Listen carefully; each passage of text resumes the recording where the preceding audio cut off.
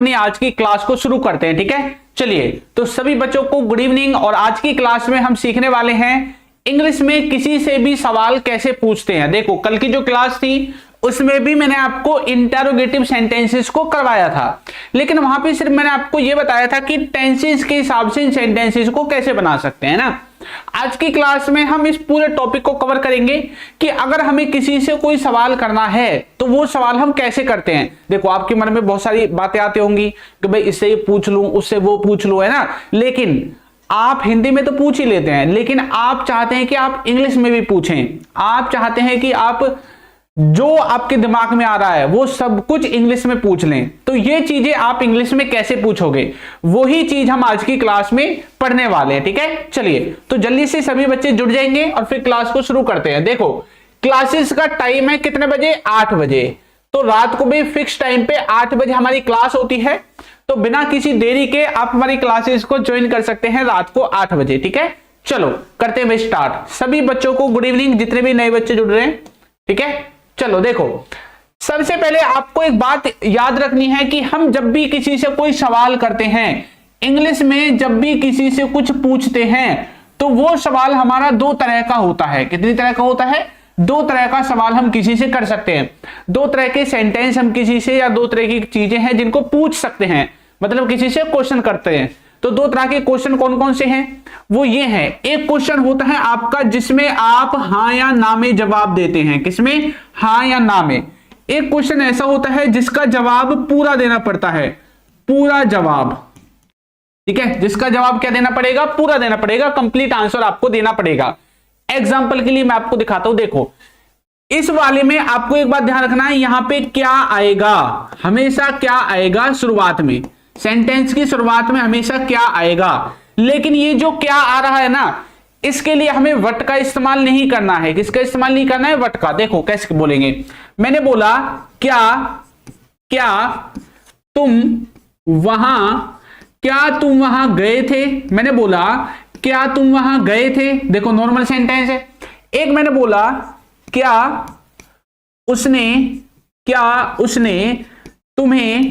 उसने तुम्हें बता दिया। बहुत सारे आप ऐसे सेंटेंस बोलते हैं ना, क्या उसने तुम्हें बता दिया, क्या खाना बन गया, क्या खाना बन गया, है ना। और आप ऐसे बोलते हैं जैसे कि जैसे आपके पापा ड्यूटी जाते हैं ना, तो आप बोल सकते हैं क्या पापा आ गए, है ना, क्या पापा आ गए। क्लियर हुआ?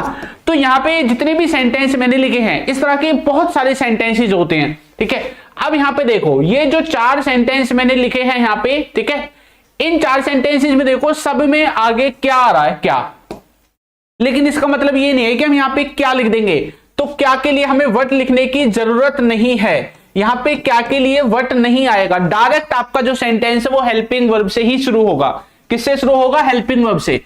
तो फॉर्मूला इसका क्या होगा? सबसे पहले हेल्पिंग वर्ब, फिर सब्जेक्ट, फिर आपकी वर्ब और लास्ट में आपका ऑब्जेक्ट। ये इसका नॉर्मल फॉर्मूला है जो आपको इस्तेमाल करना है। यहां पे कुछ बच्चे ये भूल जाते हैं कि ये सोचते हैं कि यहां पे क्या आ गया, अब तो मैं वट लिख दूंगा। तो यहां पे वट नहीं आएगा। क्यों? क्योंकि सेंटेंस को पढ़ो, क्या तुम वहां गए थे, तो जवाब में क्या आएगा? हाँ या ना। तो जब हाँ या ना का जवाब देना पड़े तो मतलब सेंटेंस में क्या नहीं, जो है क्या है, उसके लिए वट का इस्तेमाल नहीं करना है। क्या आपने तुम्हें बता दिया, क्या उसने तुम्हें बता दिया, तो बोलोगे भी हाँ बता दिया। अगर नहीं बताया होगा तो बोलोगे भी नहीं बताया। तो यहां पे इस सेंटेंस में भी क्या के लिए हमें वट का इस्तेमाल नहीं करना है। क्या खाना बन गया, तो बोलोगे भी हाँ बन गया। अगर नहीं बना होगा तो बोल दोगे नहीं बना। ऐसे बोलते हैं ना घर में कि मम्मी खाना बन गया क्या, रोटी बनी है नहीं बनी, ऐसे बोलते हो ना। तो मतलब हाँ में या ना भी जवाब देगी आपकी मम्मी। तो मतलब सेंटेंस को किससे बोलना है? बिना WH फैमिली वर्ड के बोलना है। ठीक है, क्लियर है भाई? चलो चलो क्लियर, आगे आओ। यहां तक क्लियर सबको? यानी कि जब सेंटेंस में हम जवाब हाँ या ना में दे रहे हैं तो सेंटेंस में बेशक क्या आ जाए, तो क्या के लिए वट का इस्तेमाल नहीं करना है। नॉर्मल आपका ये फॉर्मूला लगेगा, सब्जेक्ट, हेल्पिंग वर्ब, वर्ब और ऑब्जेक्ट। ठीक है, दूसरा होता है पूरा जवाब। जब सेंटेंस में पूरा जवाब देना पड़ता है तब आप उसमें WH फैमिली वर्ड्स का इस्तेमाल करोगे। किसका इस्तेमाल करोगे? WH फैमिली वर्ड्स का, यानी कि जो भी वट, वेयर, वाई, व्हेन जो भी है वो आप लगा दोगे। और फिर उसके बाद ये पूरा का पूरा यहां पे उतर जाएगा। क्या क्या लिखा हुआ है? हेल्पिंग वर्ब, सब्जेक्ट, वर्ब और ऑब्जेक्ट। ठीक है, पूरा का पूरा जो है वो आप यहां पे उतार दोगे। फिर क्लियर भाई? हाँ, इस तरह से आप बनाओगे, ठीक है। हैप्पी गुडी पड़वा सर, ठीक है भाई, हैप्पी, क्लियर। आगे आओ, यहां पे ये जो पूरा जवाब है इसमें देखो कैसे सेंटेंस देखने को मिलेंगे। मैंने बोला वो क्या कर रहा है, वो क्या कर रहा है, मैंने बोला वो क्या कर रहा है ना। मैंने बोला उसने क्या बनाया था। अब जैसे घर में बोल रहे उसने क्या बनाया था, ऐसे, ठीक है। मैंने बोला वो क्या पूछ रही है, वो क्या पूछ रही है। तो यहां पे देखो, ये जो मैंने सेंटेंस बोले हैं यहां पे, इनमें जो क्या आ रहा है, इसमें जो क्या आ रहा है, देखो इस क्या का मतलब क्या है, इस क्या का मतलब है कि पूरा जवाब देना है। यहां पे हाँ या ना में जवाब नहीं दे सकते, इसलिए यहां पे जो एक क्या आया है इसके लिए व्हाट का इस्तेमाल करना, यही एक ऐसा है जिसमें बच्चे कंफ्यूज रहते हैं, ठीक है। इसके बाद इसमें बहुत तरह के सेंटेंस देखने को मिलते हैं। वो कहां है ना, कहां है, वो कैसा है ना। तो कहां, कैसे, कब, क्या, ये सब आपको इधर ही मिलेंगे, क्योंकि इधर WH फैमिली वर्ड्स जो हैं वो अलाउड होते हैं, इधर उनका आप इस्तेमाल करते हैं। ये हो गया इसका बेसिक, ये वो मैंने चीज आपको बताई है, ये वो तरीका बताया है जो बच्चों को कंफ्यूज करता है और उन्हें पता ही नहीं चलता कहां पे क्या के लिए व्हाट लगाना है और कहां पे क्या के लिए व्हाट नहीं लगाना है। क्लियर भाई, ठीक है। चलो, तो यहां पर ये जो फॉर्मूला है आपको इस्तेमाल करना है जब पूरा जवाब देना है, और जब पूरा जवाब नहीं देना तब आपको ये वाला रूल इस्तेमाल करना है। अब मैं आपको आगे की तरफ लेके चलता हूं, ठीक है, और आपको ये फॉर्मूला बता देता हूं किस तरह से काम करते हैं। देखो, ये चीज देख लो आप एक बार। WH फैमिली वर्ड्स आएंगे जब आपको सबसे पहले उसको लिखना है, फिर अपनी हेल्पिंग वर्ब लिखनी है, सब्जेक्ट लिखना है, वर्ब लिखना है और ऑब्जेक्ट लिख देना है। देखो, तुम कहां जा रही हो, कहां जा रही हो, तो कहां के लिए तो वैसे ही पता चल रहा है कि वेयर लिखना ही पड़ेगा, तो जब वेयर लिखना है तो वेयर को हम आगे लिख देंगे, ठीक है। अभी लिखवाऊंगा इनको भी। फिर हमें अपनी हेल्पिंग वर्ब लिखनी है, फिर सब्जेक्ट और फिर वर्ब लिखनी है, और ऑब्जेक्ट इस सेंटेंस में है नहीं तो उसको लिखने की हमें कोई जरूरत नहीं है। क्लियर भाई, हाँ। चलो, अब मैं आपको कुछ WH फैमिली वर्ड्स को लिखवा देता हूं जो बहुत जरूरी हैं, ठीक है, जो आपको आने चाहिए। WH फैमिली वर्ड्स, ठीक है, ये वो शब्द हैं जिनके द्वारा आप सेंटेंस बनाते हैं, ठीक है, पूछते टाइम। देखो, मैंने बोला एक होता है व्हाट, एक होता है वेयर, ये ज्यादा नहीं है, कुछ है बस, इनको आपको याद कर लेना है, ठीक है। एक होता है हु, एक होता है आपका व्हेन, ठीक है, एक होता है आपका हाउ। क्लियर, इनके लिए लिख लो पहले हिंदी। व्हाट का मतलब होता है क्या, वेयर का मतलब होता है कहां, क्या मतलब होता है कहां, हु का मतलब आपका क्या होता है, हु का मतलब होता है कौन, और व्हेन का मतलब होता है कब, ठीक है। हाउ का मतलब होता है कैसे। ये चीज आपको आनी चाहिए, नॉर्मल सी चीजें हैं जिनको मैं लिखवा रहा हूं। असलियत में तो मुझे लिखवानी भी नहीं चाहिए थी, स्कूल में इन चीजों को पढ़ा देते हैं पहले ही। अब अगर आप स्कूल जाते हैं और अगर आपको इनका मीनिंग नहीं पता है तो स्कूल जाते ही क्यों है भाई, क्यों जाते हो फिर स्कूल, जब इनका ही मीनिंग आपको नहीं पता, इतने छोटे छोटे शब्दों का जो बहुत ही जरूरी है, अगर इन चीजों का ही नहीं पता है तो स्कूल जाते ही क्यों हो, क्या जरूरत है फिर जाने की, है ना। क्लियर, तो what, where, who, when, how, इसी के साथ साथ कुछ शब्द हो रहे हैं जैसे whom, WHOM, इसका मतलब होता है किसको या फिर किसका, ये दोनों मीनिंग इसी के होते हैं, किसको या फिर किसका। क्लियर, और क्या रह गया अभी बताओ, रह गया कोई शब्द जो सबसे ज्यादा इंपॉर्टेंट है उनको लिखवा रहा हूं। व्हाट हो गया, वेयर हो गया, हु हो गया, व्हेन हो गया, हाउ हो गया, whom हो गया, ठीक है।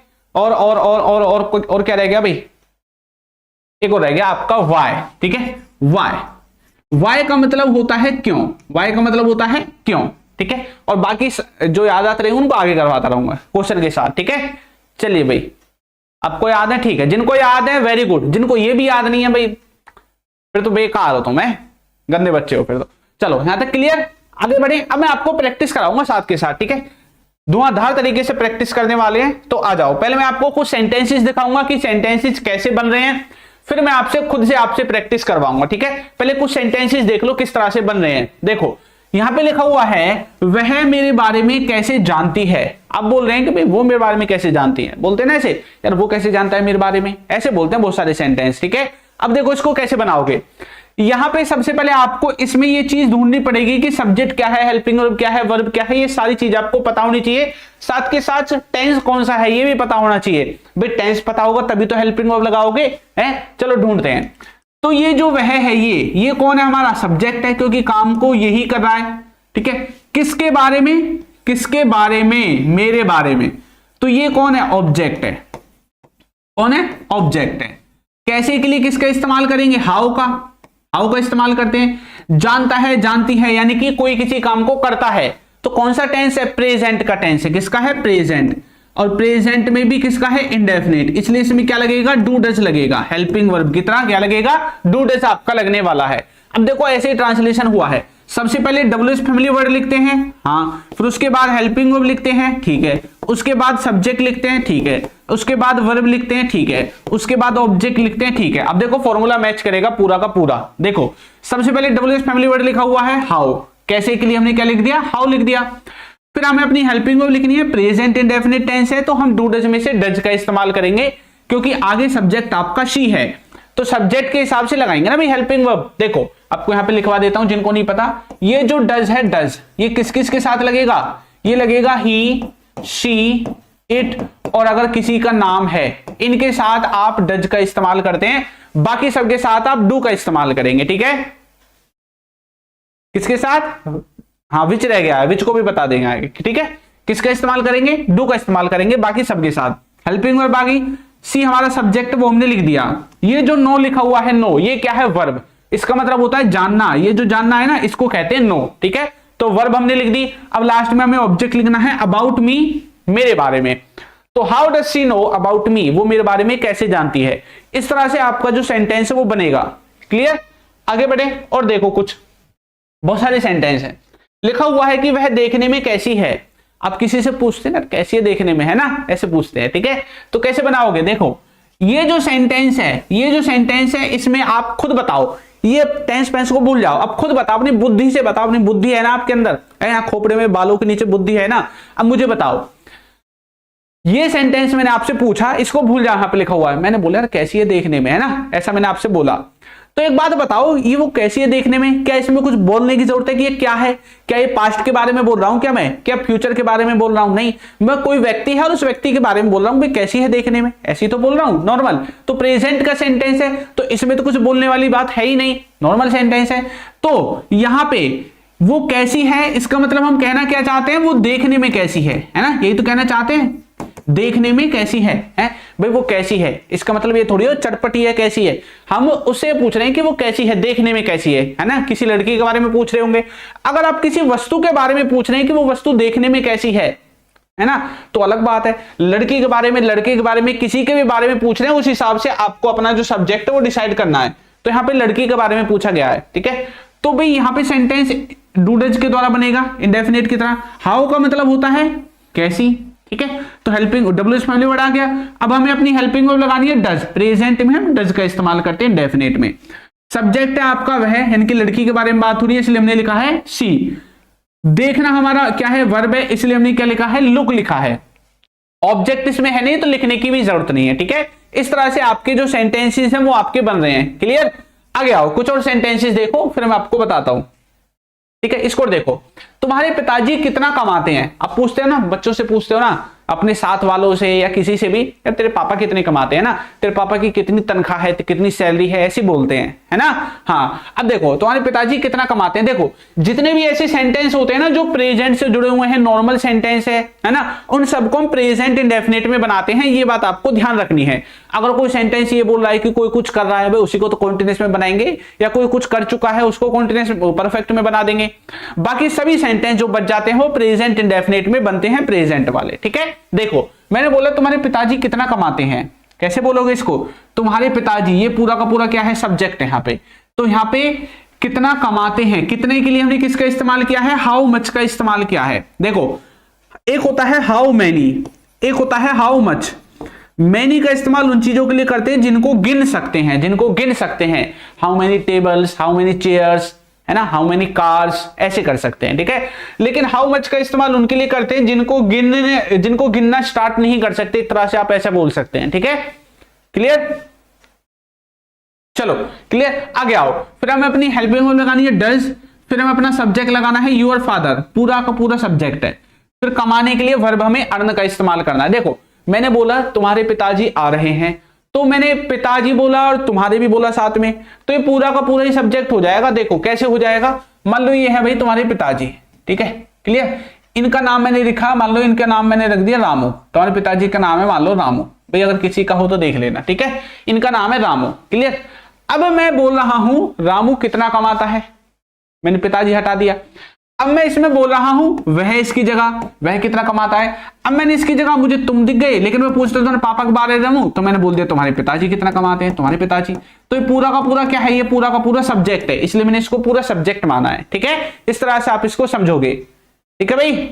How much does your father earn, हाँ ऐसे बोलोगे, वेरी गुड। चलो अब इसको बना दो, फिर इसको बना दो, इसकी कीमत क्या है।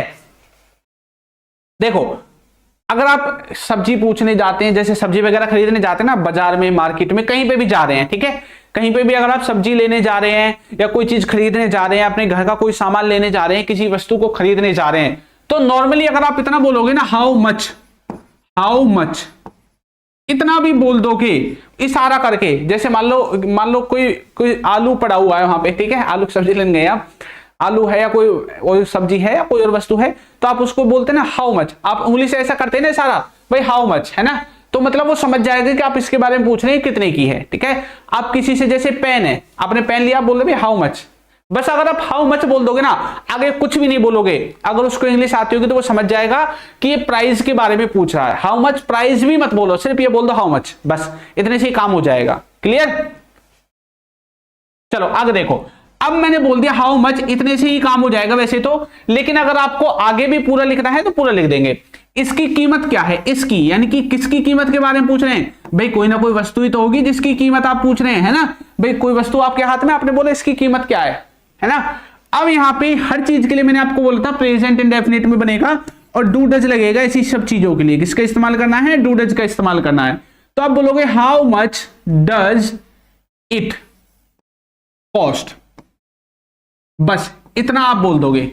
अब यहां पे ये जो है आपका WH फैमिली वर्ड की तरह इस्तेमाल हो गया एक तरह से, हमने देखो WH है ना, हाउ मच एक साथ आएगा। डज आपकी क्या है, डज आपकी हेल्पिंग वर्ब हमने लगा दी है, ठीक है, और ये इट क्या है, ये हमारा सब्जेक्ट है, किसके लिए इस्तेमाल किया है, इट का मतलब होता है वह, यानी कि किसी वस्तु के लिए इट का इस्तेमाल करते हैं, ठीक है।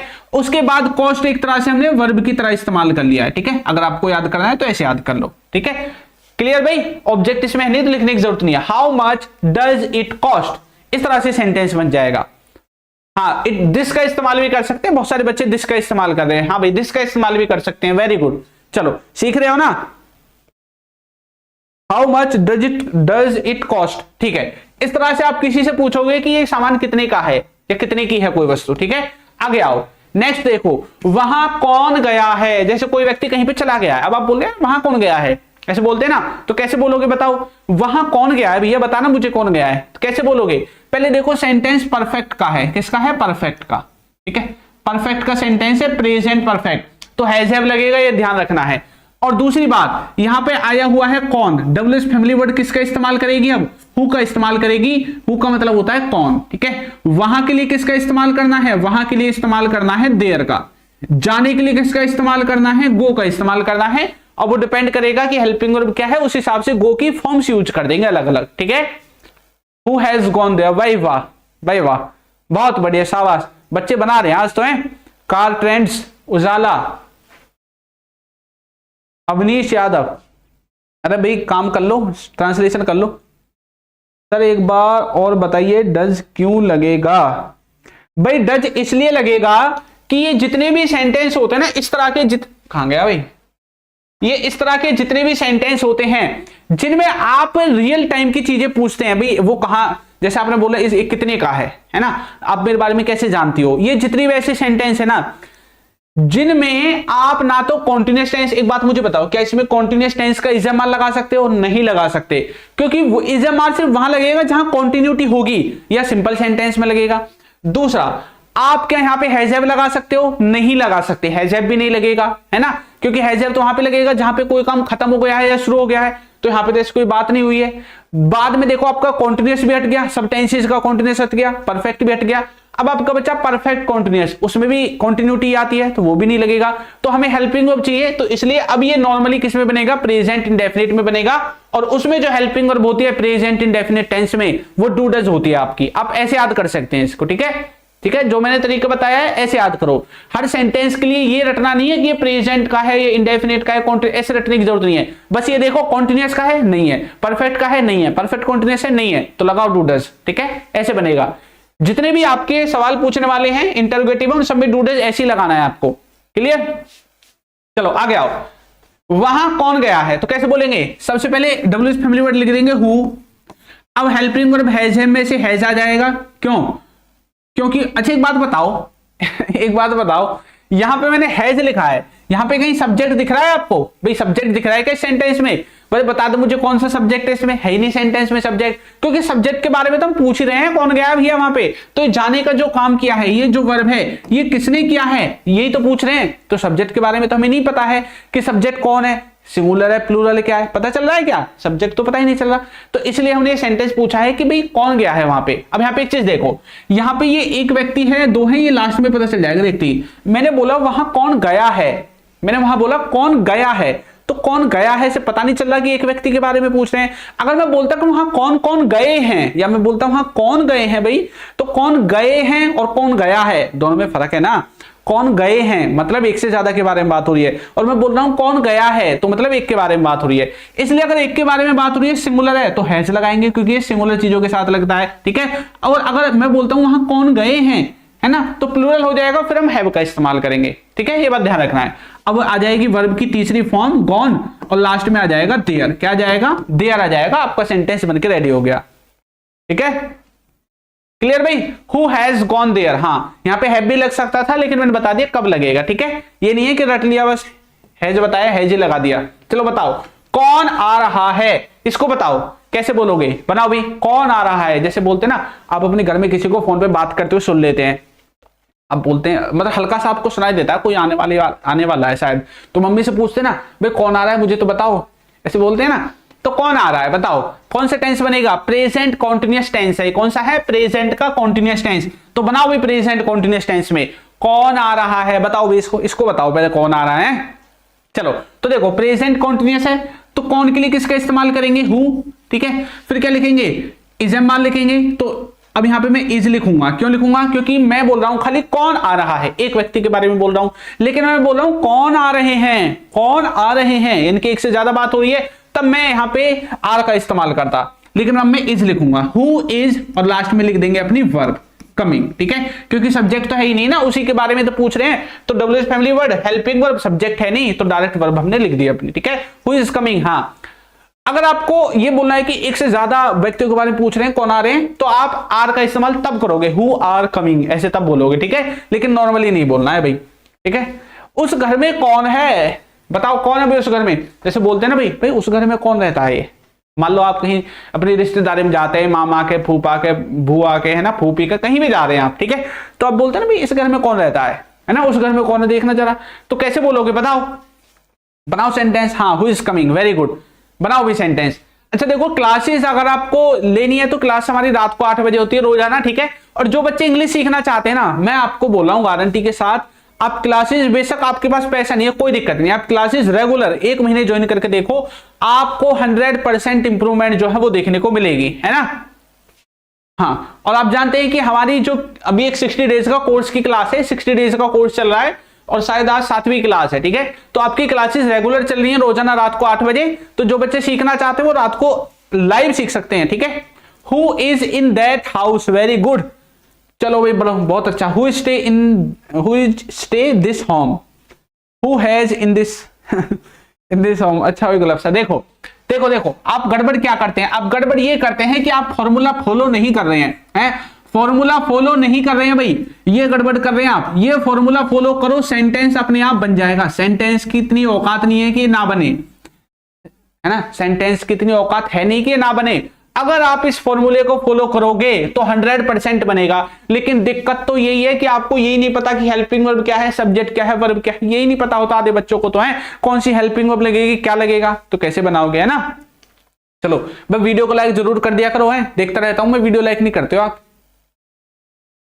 चलो देखो, उस घर में कौन है, उस घर में, जैसा बोलो उस घर में कौन है, तो दूर की वस्तु के लिए आप दैट का इस्तेमाल करते हैं और घर के लिए आप हाउस का या होम का इस्तेमाल कर सकते हैं। मैंने हाउस लिख दिया, ठीक है। दूर की वस्तु के लिए देखो, कोई चीज नजदीक है तो दिस का इस्तेमाल करेंगे, कोई चीज दूर है तो दैट का इस्तेमाल करेंगे। अपने घर में खड़े हुए हैं, छत पे खड़े हुए हैं, और दूसरे की टंकी पे, दूसरे का घर है, घर की छत पे जो टंकी धरी होती है ना, पानी का टैंक होता है, प्लास्टिक वाला है ना, या टंकी बोलते हैं कुछ लोग, तो अब बोलते हैं वो उस टंकी पे देखो ना कौन है, तो दूर की चीजों के लिए दैट का इस्तेमाल, नजदीक की चीजों के लिए दिस का इस्तेमाल, ठीक है।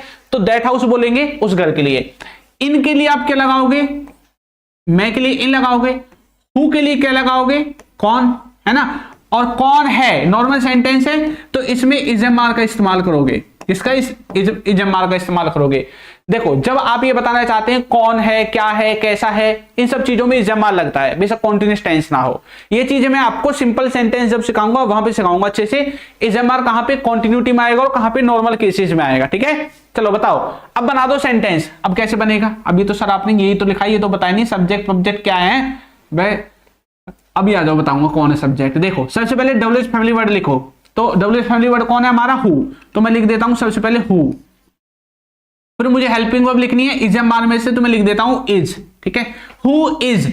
अब मुझे लिखना है, देखो ये तो हम पूछ रहे हैं ना कौन है, सब्जेक्ट तो है ही नहीं इसमें, अब डायरेक्ट हम वर्ब वगैरह जो भी बचा हुआ है वो हम लिख देंगे, ठीक है। हु इज, अब मैं लिखूंगा किस घर में, उस घर में, इन that house, who is in that house. ऐसे आपका जो सेंटेंस है वो बनेगा, ठीक है। इस तरह से आप सेंटेंस को बनाओगे। क्लियर भाई। Who is in this home, this home में मतलब है इस घर में। अगर आप बोल रहे हैं उस घर में तो दैट का इस्तेमाल करना पड़ेगा, ठीक है। ये मैंने आपको बता दिया है किस तरह से दैट लगेगा, ठीक है। आगे आ जाओ, तुम किसे ढूंढ रहे हो, बोलते हैं ना किसे ढूंढ रहा है मेरे से, है ना।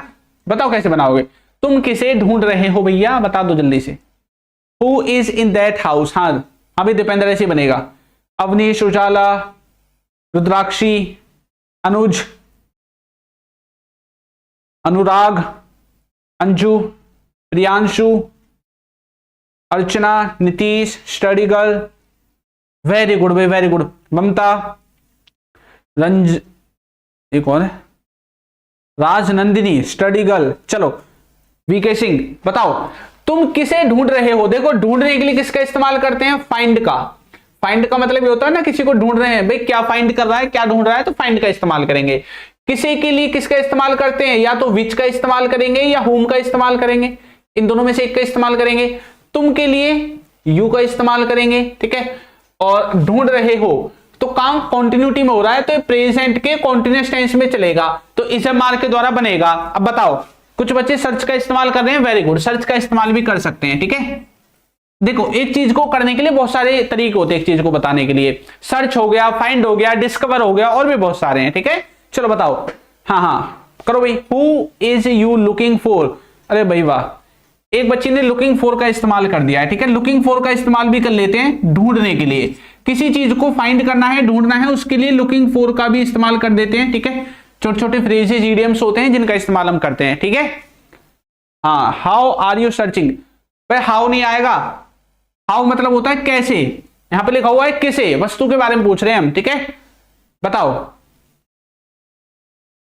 देखो देखो देखो देखो देखो कौन आया है। देखो, जो आपका विच है, विच, इसका इस्तेमाल करते हैं जब हम किसी वस्तु के बारे में पूछ रहे हैं। दोनों का मतलब किसको ही होता है, होम और विच दोनों का मतलब किसको ही होता है। ये जो लिखा हुआ है ना, किसको या किसे, दोनों का मतलब सेम है, लेकिन विच का इस्तेमाल हम तब करते हैं जब किसी निर्जीव वस्तु के बारे में बात कर रहे हैं, और होम का इस्तेमाल तब करते हैं जब हम किसी व्यक्ति के बारे में बात करें। भाई व्यक्ति को ढूंढ रहा है क्या, कई बार ऐसा होता है ना घर में, भाई तू किसे ढूंढ रहा है घर में, है किस कौन खो गया, है ना। तो किसी व्यक्ति के बारे में जब पूछ रहे हैं तो होम लगाएंगे, और अगर किसी वस्तु के बारे में पूछ रहे हैं तो विच का इस्तेमाल करेंगे। दोनों का मतलब होता है किसको, इन दोनों का ही मतलब होता है किसको या किसे, किसको या फिर किसे, ठीक है। ये बात आपको याद रखनी है, ठीक है। अगर कोई वस्तु है तो विच लगाओ। अब जैसे अगर हम यहाँ पे तुम किसे ढूंढ रहे हो, अगर हम वस्तु के बारे में बात करें तो विच लगाएंगे, और किसी व्यक्ति के बारे में बात करें तो होम लगाएंगे। अब ये डिपेंड आप पे करेगा ना, आप घर में किस चीज को ढूंढ रहे हैं। मैं तो नॉर्मली इसको कुछ भी लिख दूंगा, वस्तु या आदमी लगा के कुछ भी लिख दूंगा मैं तो, ठीक है।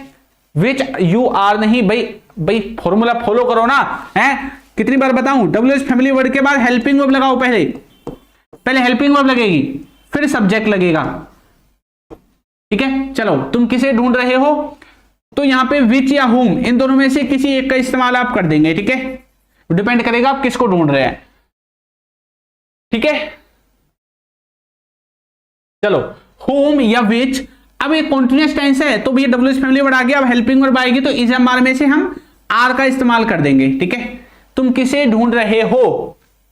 अच्छा देखो, इज एम आर में से इज का इस्तेमाल भी कर सकते हैं, अगर किसी एक चीज के बारे में बात कर रहे हैं तो ऐसा भी तो हो सकता है ना। हाँ हो सकता है, बिल्कुल हो सकता है। बाकी नॉर्मली आर का इस्तेमाल करते हैं। ठीक है, क्योंकि एक से ज्यादा चीजें हैं।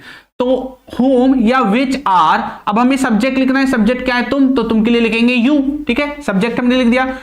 Home are you. अब देखो यहां पे अगर कोई नॉर्मल चीज ढूंढ रहे हैं तो एक बच्चे ने लुकिंग फॉर का इस्तेमाल किया है, तो लुकिंग फॉर का इस्तेमाल भी कर सकते हैं। ठीक है, सर्च का इस्तेमाल कुछ लोग कर रहे हैं, सर्च का इस्तेमाल भी कर सकते हैं, उसमें आईएनजी लगा देना, सर्चिंग बन जाएगा। फाइंड का इस्तेमाल करना है तो फाइंड का इस्तेमाल भी कर सकते हैं और उसमें आईएनजी लगा देना, फाइंडिंग बन जाएगा। लेकिन आपको एक बात बताता हूं, ये जो शब्द है ना, शब्दों में छोटा छोटा अंतर होता है। देखो जैसे डिस्कवर होता है, उसका मतलब भी होता है ढूंढना, लेकिन डिस्कवर का इस्तेमाल हम करते हैं किसी चीज को खोजने के लिए। ठीक है, लुकिंग फॉर का मतलब होता है जैसे किसी चीज को ऐसे ढूंढते ढूंढते बोलते हैं ना, घर में भाई कोई चीज खो गई है, कहां पे है ना, वहां पे हम इस्तेमाल कर सकते हैं। ठीक है, सर्च का मतलब होता है नॉर्मली सर्च कर रहे हैं, फोन पे सर्च कर रहे हैं, कुछ फोन पे ढूंढ रहे हैं, तो वहां पे नॉर्मली हम फोन पे सर्च का इस्तेमाल कर लेते हैं। फाइंड का इस्तेमाल नॉर्मली सब चीजों को सर्च करने के लिए हो जाता है, सब चीजों को ढूंढने के लिए हो जाता है। क्लियर, चलो which are you looking, which are you searching. अगर आप सर्च का इस्तेमाल करोगे ना तो यहां पे आप ज्यादातर व्हाट का इस्तेमाल भी कर सकते हैं। फिर किसका इस्तेमाल कर सकते हैं, व्हाट का। व्हाट आर यू सर्चिंग ऐसे बोलेंगे, विच नहीं बोल सकते फिर आप। ठीक है, फिर आपको व्हाट का इस्तेमाल करना पड़ेगा फिर। ठीक है, ये चीज आपको याद रखनी है। चलो आगे आओ, नेक्स्ट देखो। अच्छा, अगर क्लासेस की पीडीएफ वगैरह चाहिए तो हमारे एप्लीकेशन पे मिलेगी, अल्फा स्पोकन इंग्लिश पे। ठीक है, प्ले स्टोर पे मिलेगा, जाके आप डाउनलोड कर सकते हैं। और अगर आपको बिल्कुल बेसिक से चीजें सीखनी है, बिल्कुल बेसिक से इंग्लिश सीखनी है, नहीं सर हमें तो बिल्कुल ऐसा चाहिए कि बिल्कुल बना बनाया रोटी मिल जाए, बस हम उसको खा लें, तो उसी तरह से कोर्स हमने बना रखे हैं, हमारे एप्लीकेशन पे मिल जाएंगे आपको। और जो कोर्स है ना वो 100% गारंटेड आपको इंग्लिश सिखा के ही मानेंगे हैं। वो ऐसा नहीं है कि उनको कर लोगे और इंग्लिश नहीं सीख पाओगे, ये पूरी गारंटी है 100% की। अगर आपने कोर्स को कंप्लीट किया ए से जेड तक जितना हमने करवाया है, तो आप 100% इंग्लिश के सभी कॉन्सेप्ट को सीख जाओगे, सारी चीजें आपको कवर हो जाएंगी।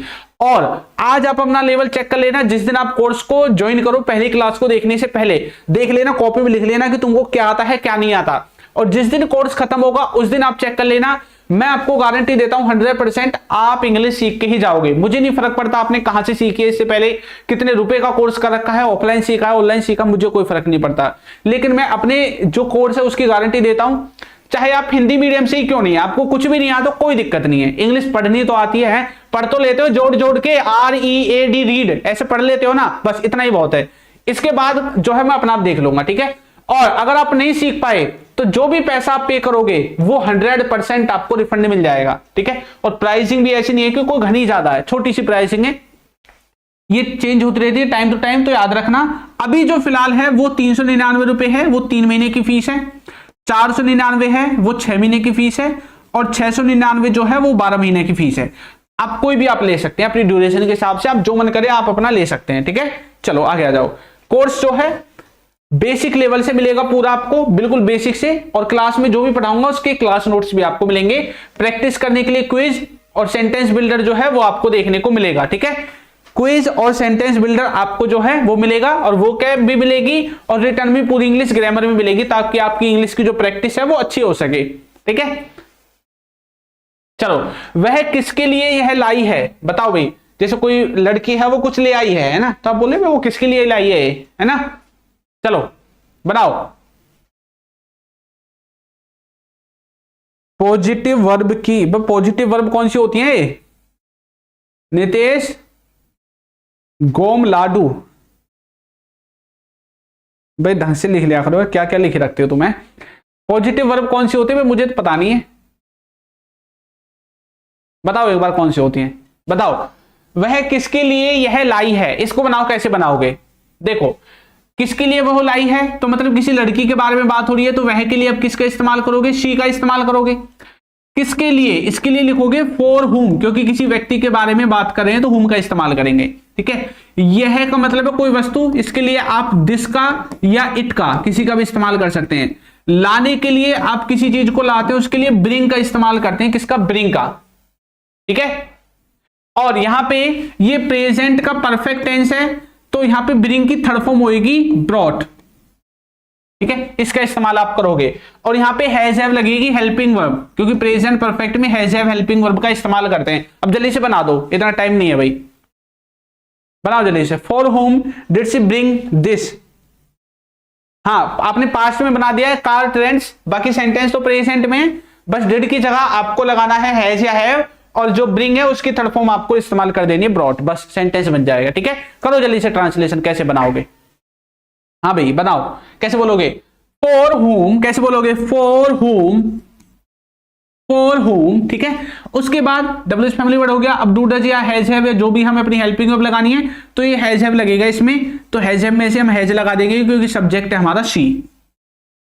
फॉर होम हैज शी, अब वर्ब क्या है, ब्रिंग, और इसकी थर्ड फॉर्म हमें लिख देनी है, ठीक है, तो लिख देंगे ब्रॉट। अब वस्तु के लिए दिस या इट का इस्तेमाल कर देंगे, मैंने इट का इस्तेमाल कर दिया, सेंटेंस बन के हो गया रेडी। इस तरह से आपके सेंटेंसेस बनेंगे, ठीक है। बाय होम नहीं, फॉर होम, किसके लिए, ये जो किसके लिए का क्या होता है, फॉर ही तो होता है, बाय थोड़ी होता है भाई, बाय का मतलब तो द्वारा होता है। For home is see this brought, भाई ऐसे कैसे इज लगा रहे हो आप, हैं बस मुंह खोल खोल के, आंखों खोल खोल के बैठ जाओ यहाँ पे, मैं साफ साफ बोल रहा हूं कि हैज हैव लगेगा। कैसे आंखों पे ऐसे ऐसे चश्मा लगा के कर रहे हो क्या काम, मैं चश्मा लगा रखा है तो ऐसा तो लगाओ जिसमें कुछ दिख जाए, है दिख भी नहीं रहा आपको, चश्मा भी लगा रखा है। सिंपल प्रेजेंट कॉन्टिन्यूअस नेगेटिव वाले, भाई सिंपल प्रेजेंट कॉन्टिन्यूअस नेगेटिव वाले जो सेंटेंस है वो मैंने कल करा दिए थे बिल्कुल सब,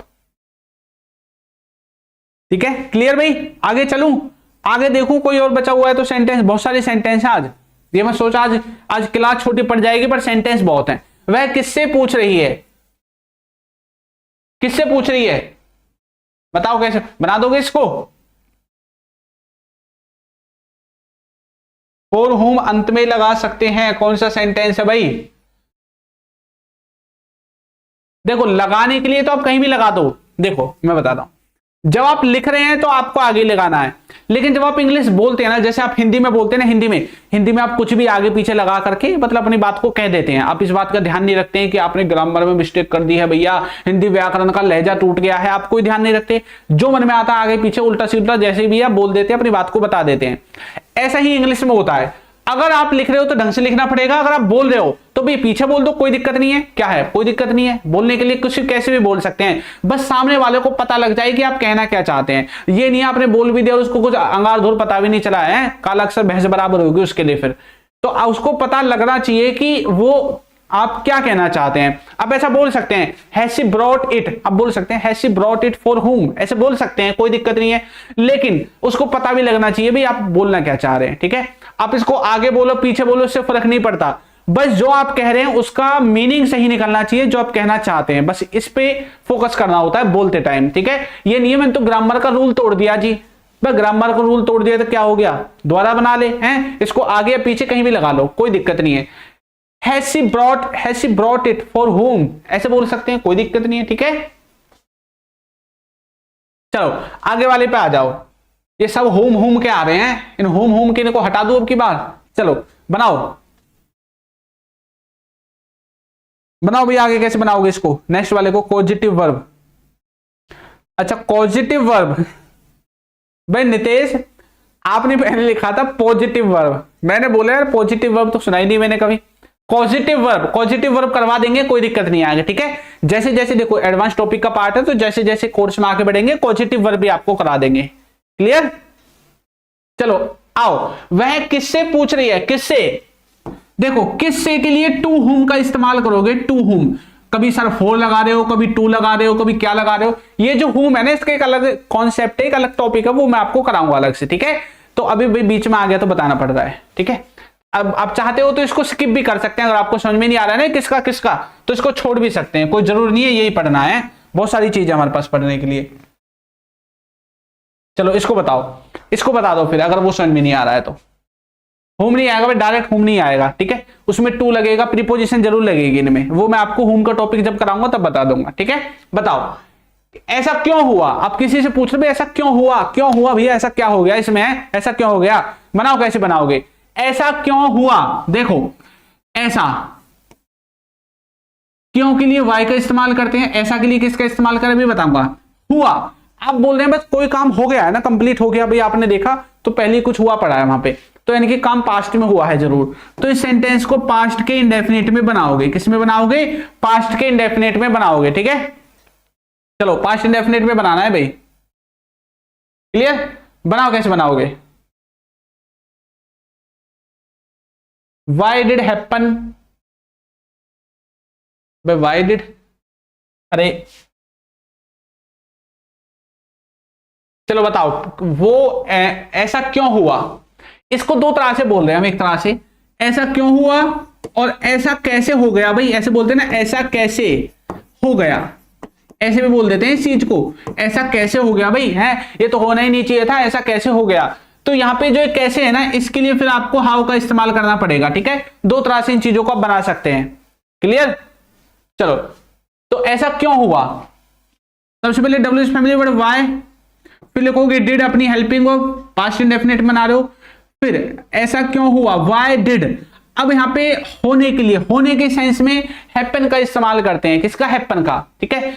और आपको सब्जेक्ट की तरह जिस चीज के बारे में आप बोल रहे हैं, कोई ना कोई चीज हुई होगी ना, ऐसा क्यों हो गया, तो किसी चीज को ही तो बोल रहे हैं, तो वो कोई वस्तु हो सकती है, इसलिए सब्जेक्ट में हमने इट लगा दिया, या दिस का इस्तेमाल भी कर सकते हैं, वाई डिड इट या दिस।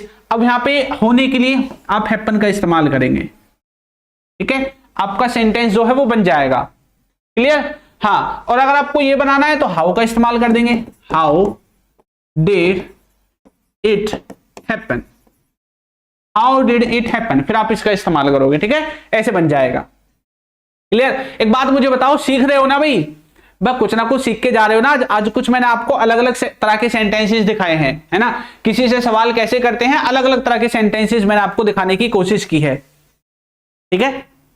चलो सीख रहे हो ना सब कुछ, ठीक भाई। इंस्टाग्राम वगैरह पे भी जो है हमारा जो चैनल है उसका मैं कंटेंट डालता हूं, ठीक है, तो वहां पे भी आप जो है फॉलो कर सकते हैं, अल्फा स्पोकन इंग्लिश ही सर्च करना है सब जगह, जो चैनल का नाम है वही हमारे एप्लीकेशन का नाम है, नीचे आपको दिख रहा है, यही इंस्टाग्राम फेसबुक सब जगह यही है, ठीक है।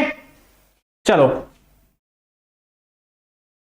ठीक है भाई, ठीक है, why did it happen, home is she asking, ठीक है भाई, ठीक है, क्लियर। चलो आगे आ जाओ, नेक्स्ट देखो, वह यहां कैसे आए, वह यहां कैसे आए, ये तो गलत लिखा हुआ है भैया, वह की जगह लिखना चाहिए था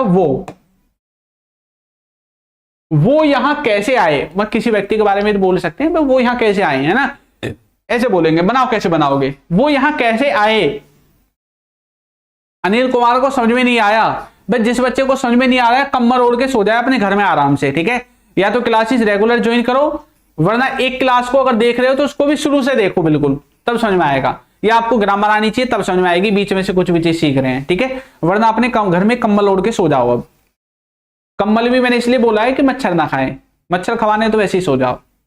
बताओ कैसे बोलोगे, वो यहां कैसे आए, पास्ट का इंडेफिनिट, कैसे के लिए लिखोगे हाउ, फिर आएगा डिड, फिर वो के लिए इस्तेमाल करोगे दे, फिर लिखोगे आने के लिए कम, हाउ डिड दे कम।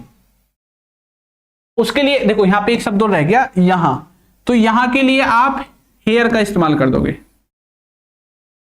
अब आपने ये बोला है कि वो यहां कैसे आए, कैसे आए, क्या प्रोसीजर है आने का, है ना, लेकिन अगर आप ये बोल रहे हैं कि वो यहां क्यों आए, तो क्यों के लिए आप इस्तेमाल करोगे फिर वाई, बस इतना इस्तेमाल करना है, और वाई के बाद पूरा बोल दो, why did they come here, ऐसे बोल दोगे फिर, ठीक है, फिर आपको ये इस्तेमाल करना है, ठीक है भाई।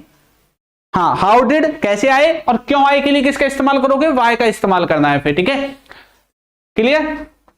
चलो आपको पता है ये जो हाउ है ना, हाउ, ये हाउ और ये वाई है ना, इनकी मैंने ना एक खोजबीन की थी, ठीक है, और वहां पे मुझे पता चला कि ये जो दोनों है ना, ये दोनों मौसी के लड़के हैं, ये इसकी मौसी के लड़का है, इसकी मौसी का लड़का है, क्योंकि ये दोनों ना एक दूसरे की जगह आ जाते हैं और चीजों को रिप्लेस करते रहते हैं, बहुत सारी जगहों पे मैंने देखा है, ठीक है भाई। चलो क्लियर। और भाई करोड़ों साल पहले मैंने आपको एक बात और बताई थी कि ये जो सेंटेंसेस हैं इस फॉर्मूले वाले, ठीक है, ये मैंने आज की क्लास में रिपीट नहीं करवाए हैं, क्योंकि कल करोड़ों साल पहले जो क्लास मैंने आपकी ली थी उस क्लास में मैंने आपको ये बता दिए थे, है ना, याद है नहीं है? सर पास्ट है केम नहीं आएगा, प्रियांशु तिवारी। भाई प्रियांशु, ये जो डिड है ना, डिड देखो, अब मुझे पता है ना, मुझे पता है आपने टेंस की वीडियो नहीं देखी होगी ना, इसलिए आपको ऐसे जो है ना अजीब अजीब ख्यालात आ रहे हैं ना। देखो, जब आप पास्ट इंडेफिनिट बनाते हैं तो इसमें सेंटेंस होता है एक सिंपल सेंटेंस, एक होता है नेगेटिव सेंटेंस। सिंपल सेंटेंस का फॉर्मूला है ये, सब्जेक्ट वर्ब की सेकंड फॉर्म ऑब्जेक्ट। जब आप नेगेटिव सेंटेंस बनाते हैं तो फॉर्मूला ये आपका आता है डिड, और फिर आती है वर्ब की पहली फॉर्म, सॉरी यहां पे नोट लगाओ, अभी नेगेटिव सेंटेंस है ना, फिर आएगी वर्ब की पहली form object.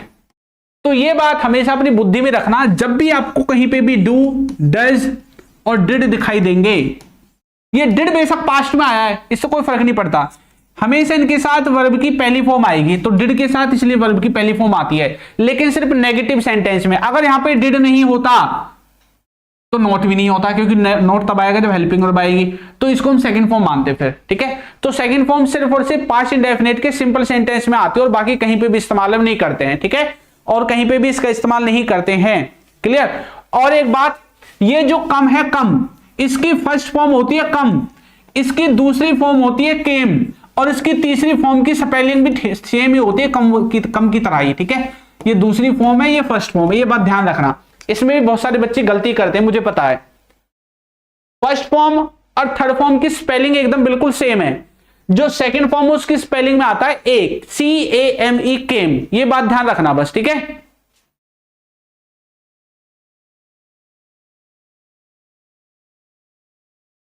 We know that how to understand English, but how to utilize our knowledge in speaking, this is the matter। अच्छा भाई, क्लियर भाई। चलो अब ये पूछ मत लेना कभी दोबारा कि ये डिड में ये केम आएगा या पहली फॉर्म आएगी या दूसरी आएगी या कौन सी आएगी, ठीक है। चलो